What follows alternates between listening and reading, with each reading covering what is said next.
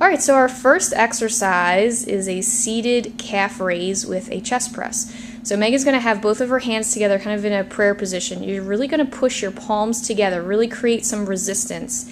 And then she's going to lift up her calves and then press straight out in front, bring it back together. So you're warming up the calves. Even though you're sitting at your desk, you're really still engaging your muscles and you're using the resistance of both of those hands pushing together. This is a really good warm-up just to wake up those muscles a little bit from all that typing you're doing. We're going to keep going. We're going to do 3 more reps. 3, you're going for 12 reps total. 2 and 1. Our next exercise is a high knee with a lateral raise. Now really make sure that you're sitting on the edge of your chair. You're not slouching back in the chair and typing. You're sitting up as tall as you can. You're going to keep your posture going. You're going to have both of your hands to the sides, and we're going to raise the arms in a lateral raise. At the same time, you're raising the other leg, and we're going to actually switch legs at the same time.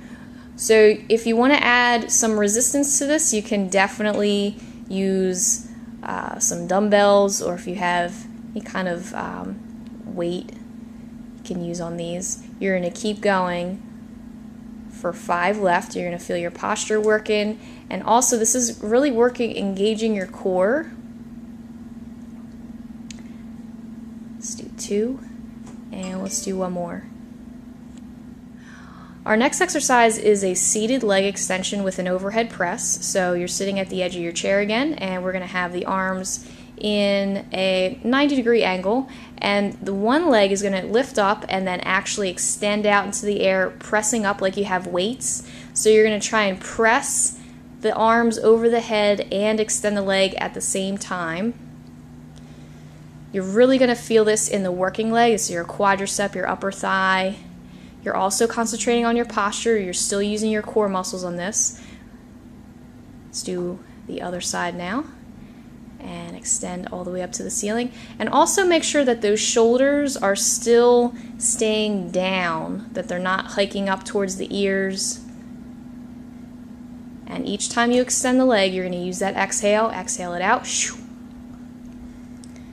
And last one.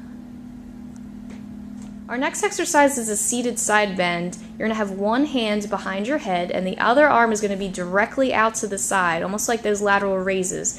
Now really make sure that you're sitting up tall. This is where you're going to engage your core. Alright, so Megan's sitting as tall as she can in her chair, and she's going to tip over to one side and then raise it back up, tipping towards the arm that's straight. Now you're using your oblique muscles, which are those core muscles on the sides of your abdominals. So this one is really easy to cheat on. But really make sure that you're standing up tall and you're using that oblique to come up and to tip over. Megan's going to switch sides, so going to switch arms. You're going to bring it right over to the side. Just get as much range of motion as your torso will allow. If you start feeling pain in your lower back, just decrease the range of motion. Yes. And we'll do 2 left on this side.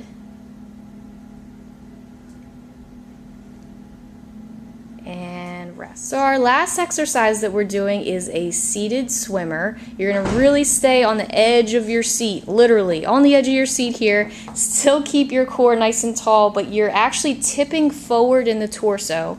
Megan's going to start with her arms all the way over the head.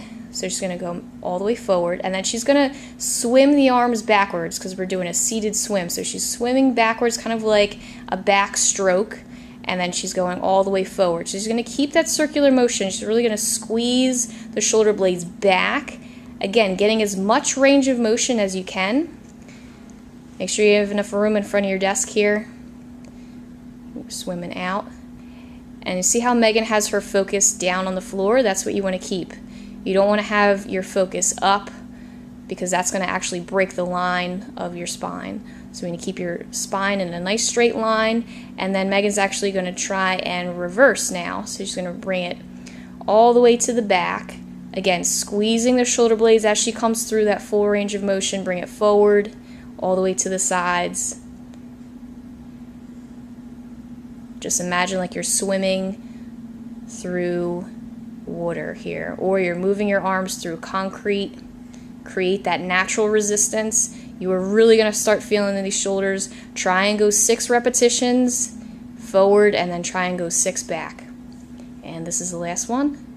1, and rest.